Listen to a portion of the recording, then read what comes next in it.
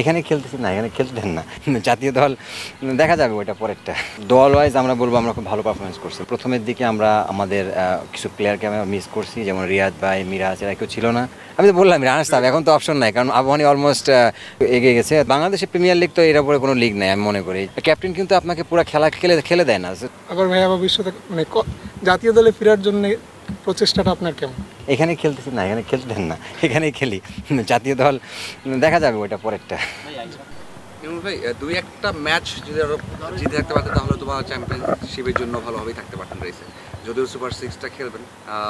দেখুন, আমাদের দল ওয়াইজ আমরা বলবো আমরা খুব ভালো পারফরমেন্স করছি মোহামেডান টিম, কারণ আমরা প্রথমের দিকে আমরা আমাদের কিছু প্লেয়ারকে আমরা মিস করছি, যেমন রিয়াদ ভাই, মিরাজ, এরা কেউ ছিল না। ওই জায়গা থেকে আমরা কিছু ম্যাচ আমাদের আমরা ভালোভাবে খেলেছিলাম, বাট আমরা দুই একটা সিলি মিস্টেক হয়েছে, যার জন্য আমাদের কয়েকটা ম্যাচ, 3টা ম্যাচ আমরা হেরে গেছি। এখানে লাস্ট ম্যাচে শাহিনপুরের সাথে আমরা হারছি, এটা আমাদের মানে আমরা টিম ওয়াইজ ওইভাবে খেলতে পারি নাই। তো আমরা এই জায়গাগুলো যদি আমরা ভালোভাবে খেলতে পারতাম, আমাদের হয়তো বা সেকেন্ড পজিশনে থাকা অনেক চান্স ছিল, স্টিল আছে আমি মনে করি, কারণ এখনও 5টা খেলা বাকি আছে সুপার লিগে। যদি আমরা ভালোভাবে খেলতে পারি, শেষ করতে পারি, আই হোপ যে আমরা রানার্স আপ জন্য যেতে পারবো। ভালো খেলেছেন। অন্যদিকে আবাহনী খুব স্ট্রং টিম, মানে এবার ন্যাশনাল টিমের থেকে মনে বেশি স্ট্রং, সবাই ওখানে আছে। এটা কি আর মেন্টালি মনে হয়েছে যে তারা আগে থেকে চ্যাম্পিয়ন হয়ে গেছে, বা ওদের কোনো স্ট্রং, ওদের বুস্ট আপ ছিল যে যতই ভালো করে হয়তো তারা ভালো করবে, এমন ইয়ে ছিল কিনা? অবশ্যই পেন অ্যান্ড পেপারে আপনি যদি দেখেন যে আমাদের থেকে অনেক বেটার টিমটা আবহাওয়া, এবং ওদের প্রত্যেকটা ব্যাকআপ বলের প্রত্যেকটা ডিপার্টমেন্টে অনেক স্ট্রং টিম, এবং অলমোস্ট ন্যাশনাল টিমের সব প্লেয়ারাই ওই টিমে খেলতেছে। সো আমার মনে হয় ওদের কোনো দিকে কোনো কমতি নাই টিম থেকে। তারপরে আবাহনীর পরে যেসব যে টিমগুলো আছে, আমার মনে হয় তাদের ভিতর থেকে আমরা অবশ্যই ভালো ক্রিকেট খেলেছি।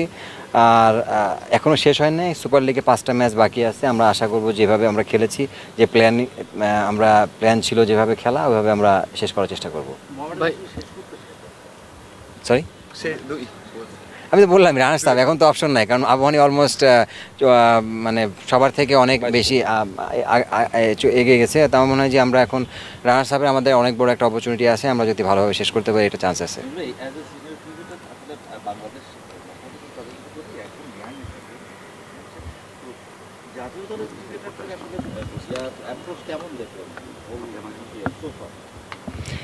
না দেখুন, জাতীয় দলে যারা খেলেছে তারা আসলে অন অফ করে খেলতে হয়, কারণ ন্যাশনাল টিমের ডিউটি থাকে, ওখান থেকে আবার এখানে এসে ব্যাক করে খেলা। তা আমার মনে হয় এই জায়গাগুলোতে একটু তো ঘাটতি থাকে, কারণ ন্যাশনাল টিমে যেভাবে খেলে এখানে আসলে একটু আপনি দেখবেন যে ওই ফ্লোতে থাকে না, আবার হয়তো অনেকেই অনেক বেশি সিরিয়াস থাকে, যার জন্য হয়তো বা তারা পারফর্ম করে। তা আমার কাছে মনে হয় যে ওইটা আর একটা ডিফারেন্ট একটা লেভেল, এটা আর একটা ডিফারেন্ট লেভেল। তো আমার মনে হয় যে এই অ্যাডজাস্টমেন্ট যারা খুব তাড়াতাড়ি করে তারা ভালো খেলতে পারে। না অবশ্যই, বাংলাদেশের প্রিমিয়ার লিগ তো এর উপরে কোনো লিগ নেই আমি মনে করি, যে বেস্ট মানে লঙ্গার ওয়ান ডে ক্রিকেট হয়। তো আমার মনে হয় যে এখানে অনেক কম্পিটিটিভ ক্রিকেট হয়, অনেক ভালো ভালো বলার থাকে, ভালো ভালো স্পিনার থাকে, তাদেরকে ফেস করে আপনাকে রান করতে হবে, বা ব্যাটসম্যানরা অনেক ভালো ভালো স্কিলফুল ব্যাটসম্যান থাকে, তারা যারা বোলিং করে তারাও ওইভাবে চ্যালেঞ্জ নেয় জিনিসটা। আমার মনে হয় যে এখানে আপনি দেখবেন যে আগে যখন ফরেনার অ্যালাউ ছিল, ফরেন প্লেয়ার এসে অনেক বলেছে যে আমাদের দেশের যে ফার্স্ট প্রিমিয়ার ডিভিশন ক্রিকেট অনেক ভালো ক্রিকেট হয়। তা আমার মনে হয় ওই দিক থেকে অবশ্যই আগে রাখতে হবে। ভাই 22-এ আপনি চ্যাম্পিয়ন হয়েছিলেন শেখ জামালের হয়ে, গতবার এই মোহামেডানকে সুপার লিগে তুলেছিলেন, তার আগের সিজন মোহামেডান সুপার লিগ খেলতে পারেনি, এইবারও ভালো করছে। আপনার কি মনে হয় যে আপনার প্রিমিয়ার লিগের ক্যাপ্টেন্সিটা নিয়ে একটু কম আলোচনা হয়?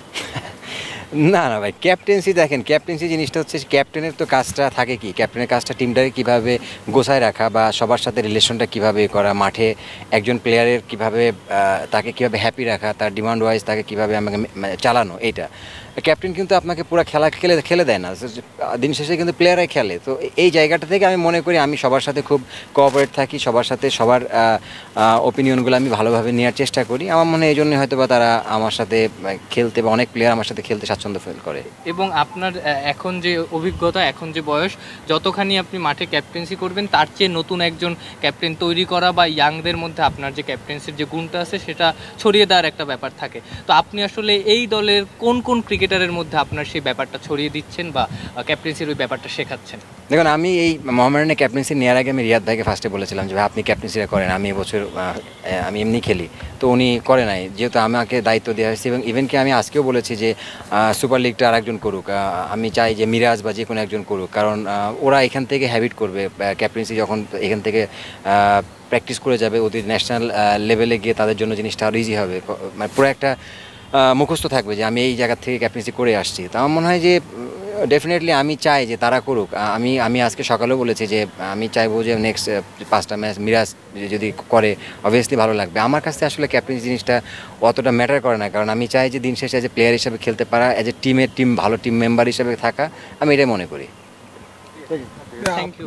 পারফরমেন্সের মূল্যায়নটা কি হবে? ফার্স্ট ম্যাচে রান পান নাই, সেকেন্ড ম্যাচে 100, তারপর টানা 5-6টা ম্যাচ খুবই খারাপ গেল, তারপর আবার টানা 3টা ম্যাচে ভালো করলেন। তো আপনি আপনার পারফরমেন্সটাকে একটু যদি মূল্যায়ন করতেন। ভাই দেখেন না, ক্রিকেট প্লেয়ারদের ক্যারিয়ারটা এরকম, আপনি সবসময় ভালো খেলবেন না, আপ অ্যান্ড ডাউন থাকবে। তো আমার মনে হয় যে মাঝখানে ঈদের আগে যে খেলাগুলো কিছু খেলেছিলাম, আমার হ্যাঁ একটু 2-1টা ম্যাচ যখন রান হয় না, নিজের ওপর একটু প্রেশার ক্রিয়েট হয়ে গেছিলো, একটা ব্রেক হয়েছে, ব্রেকের পর হয়তো আবার নতুন করে সব কিছু শুরু করতে পেরেছি, চিন্তাভাবনা হয়তো অনেকটা পরিবর্তন হয়েছে, আবার নতুন করে ব্যাটিং নিয়ে কাজ করেছি কিছু আমার কোচের সাথে, হয়তো বা ওই জায়গাতে আমার হেল্প হয়েছে, এই জন্য আবার হয়তো রান করতেছি। আবার ভাইয়া ভবিষ্যতে জাতীয় দলে ফেরার জন্য প্রচেষ্টাটা আপনার কেমন? এখানে খেলতেছি না, এখানে খেলতে দেন না, এখানেই খেলি। জাতীয় দল দেখা যাবে ওইটা পরেরটা।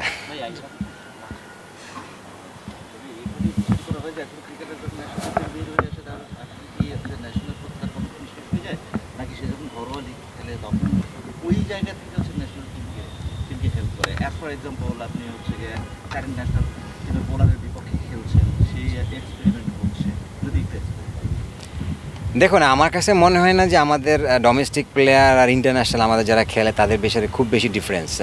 এরাই গিয়েও ইন্টারন্যাশনাল খেলতেছে, আবার ওরাই এখানে এসে ডোমেস্টিক খেলতেছে। সো ওই অত বেশি গ্যাপ নাই। তা আমার মনে হয় যে আপনি যেটা বললেন যে হেল্প হওয়া জিনিসটা, এখানে সবাই প্রফেশনাল ক্রিকেটার, সবাই চায় যে যখন যে টিমে খেলবে ওই তাকে পারফর্ম করতে হবে। আসলে পারফর্ম না করলে আপনি আলটিমেটলি ন্যাশনাল টিম থেকে বাদ পড়ে যাবেন ডোমেস্টিকে রান না করলে। তো সবাই চায় যে এখানে ভালো খেলতে। তা আমার মনে হয় যে কেউ চায় না যে সিরিয়াস না থেকে ক্রিকেট খেলতে। আপনি দেখবেন যে যতগুলো প্লেয়ার আছে তো সবাই আপনার ন্যাশনাল খেলা শেষ হওয়া মাত্রই পরের দিন কিন্তু এখানে ডোমেস্টিক এসে খেলেছে। তা আমার কাছে মনে হয় এই দিক থেকে অবশ্যই তারা সিরিয়াস না থাকলে তো ম্যাচ তো খেলতো না। সো অবশ্যই এটা ডোমেস্টিক ক্রিকেট অবশ্যই এটা মূল্যায়ন করতে হবে। আমি তো বললাম রানার্স আপ, এখন তো অপশন নাই, কারণ আবহাওয়ানি অলমোস্ট সবার থেকে অনেক বেশি এগিয়ে গেছে। তো আমার মনে হয় যে আমরা এখন রানার্স আপে আমাদের অনেক বড় একটা অপরচুনিটি আছে, আমরা যদি ভালোভাবে শেষ করতে পারি এটা চান্স আছে। না দেখুন, জাতীয় দলে যারা খেলেছে তারা আসলে অন অফ করে খেলতে হয়, কারণ ন্যাশনাল টিমের ডিউটি থাকে, ওখান থেকে আবার এখানে এসে ব্যাক করে খেলা। তা আমার মনে হয় এই জায়গাগুলোতে একটু তো ঘাটতি থাকে, কারণ ন্যাশনাল টিমে যেভাবে খেলে এখানে আসলে একটু আপনি দেখবেন যে ওই ফ্লোতে থাকে না, আবার হয়তো অনেক বেশি সিরিয়াস থাকে, যার জন্য হয়তো বা তারা পারফর্ম করে। তা আমার কাছে মনে হয় যে ওইটা আরেকটা ডিফারেন্ট একটা লেভেল, এটা আরেকটা ডিফারেন্ট লেভেল। তা আমার মনে হয় যে এই অ্যাডজাস্টমেন্ট যারা খুব তাড়াতাড়ি করে তারা ভালো খেলতে পারে।